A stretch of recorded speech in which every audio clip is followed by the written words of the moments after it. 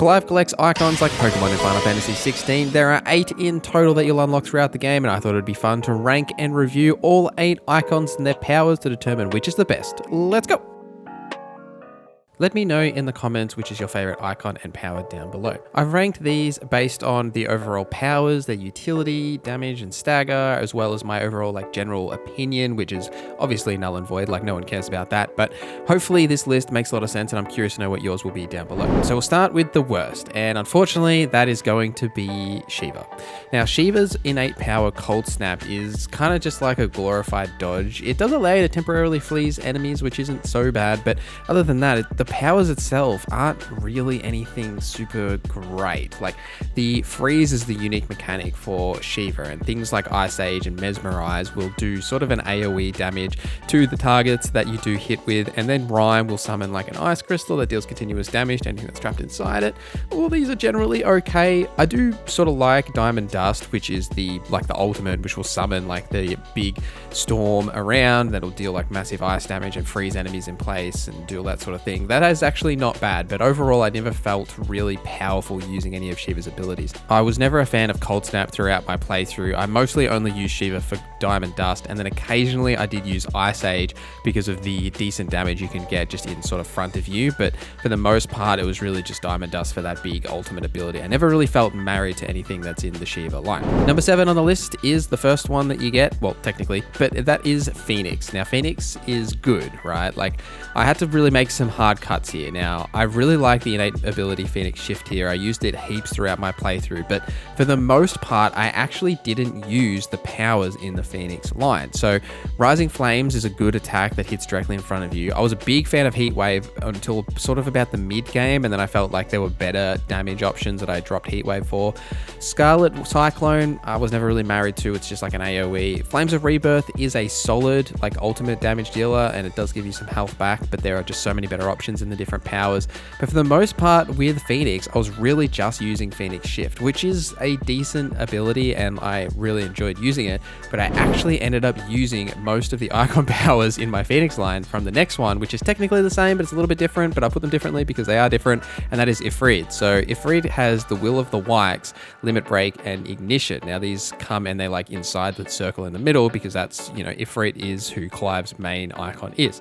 Now Will of the Wikes I use throughout my entire playthrough because this summons these fireballs that circle Clive and it will damage enemies that it hits. They also absorb damage, and it is fantastic for dealing consistent stagger damage to enemies. And even when you do actually stagger an enemy and knock them onto the ground, when you're trying to build up that multiplier to then drop your big damage dealing attacks, Will of the Wikes is great for that because it just constantly keeps hitting them. It builds up that multiplier quickly and it's really good. Ignition I used heaps as well, just to scoop up enemies and drive through them and deal damage that way. I mostly just used Pheonix Shift, Will of the Wikes, and Ignition through a lot of my playthrough, other than obviously others, but never really used any of the Pheonix line, and that's why I think Ifrit sort of fits a little bit higher. The Limit Break here isn't bad either if you're using that, but Limit Break didn't really land anywhere for me. I never really bothered upgrading it. I didn't feel it necessary to succeed. And that brings us to number 5, the Garuda line. The innate power here is Deadly Embrace. Now this will send out that claw and grab enemies. If the enemy has a stagger bar, it'll just shoot you in the air, which is actually a good combo if you want to combo that with some other abilities where you slam down into the ground. But the massive thing for Deadly Embrace, and one of the key reasons why this is sitting in 5th here, is because when you get an enemy to half, you can do that deadly takedown. When you hit their stagger bar at a half, you trigger Deadly Embrace and pull enemies down and give them a partially staggered time where all of your attacks will deal more damage, deal more stagger damage, and you can break their stagger much more simply. Really a big fan of that attack, and I use that heaps throughout my playthrough. Even though I didn't use heaps of the actual Garuda powers, I always had this and then mastered some other abilities to then run Deadly Embrace with, because it's really that actual powerful. Gouge isn't too bad as well, for stagger, and all of the Garuda stuff is really about stagger, right? You got Gouge. Wicked Wheel I never really used. I didn't find any value in that. It reminds me a lot of the Scarlet Cyclone. It's just it shoots you in the air rather than on the ground.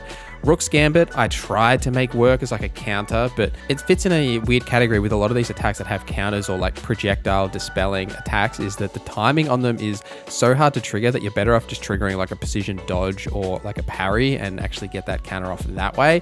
Whereas attacks like this, it just is really hard and you mostly like do it by accident. It never really happens on purpose. So Rook's Gambit, I never really used, but I did use Aerial Blast a fair bit just because of the CC potential in those big encounters with lots of enemies. You just like group them all up and they just spin around in the air. So that's why it gets a little bit higher on the list, because of the insane value from Deadly Embrace, and then Aerial Blast I really enjoyed, and then some okay abilities otherwise.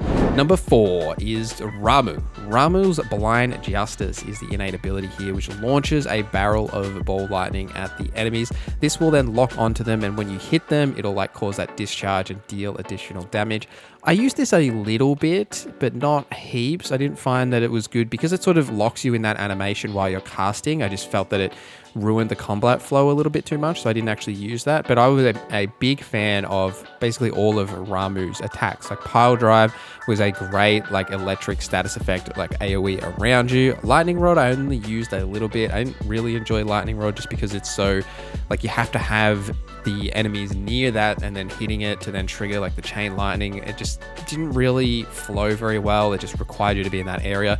Judgment Bolt was pretty good. I didn't mind using Judgment Bolt for the insane damage to the single target. Great to combo with like when you've staggered an enemy to drop Judgment Bolt, especially dropping Thunderstorm. The big ultimate here was like massive damage when you upgrade it.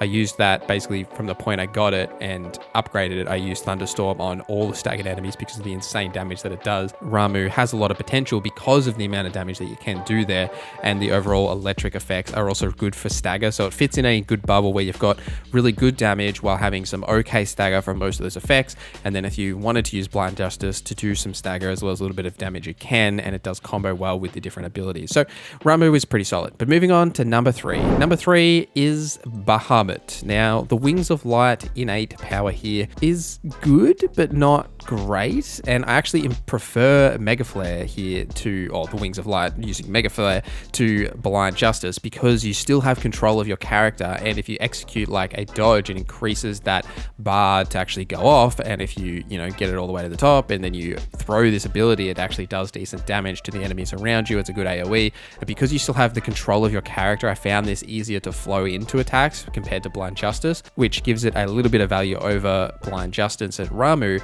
But overall, the other abilities here, like Impulse, is a great damage dealing enemies to bind them into a spot, same as like CC, just to keep enemies away from you. Flare Breath is just a massive like flame in front of you. Like this attack lasts way too long, right? But it does a heaps of damage to enemies, especially when they're staggered. Helps you build up that stagger like damage multiplier very quickly. Satellite, I'm in like weirdly two minds about. I like the idea of Satellite, I think, more than I actually like the ability. So with Satellite, you have like these two orbs in front of you, and when you use any magic, it like shoots attacks, or like when you dodge stuff like that, it'll shoot as well. I tried a lot to combine Satellite with the Will of the Wikes to have like a just like constant damage being applied outside of myself, like a way to constantly apply pressure without having to actually attack myself.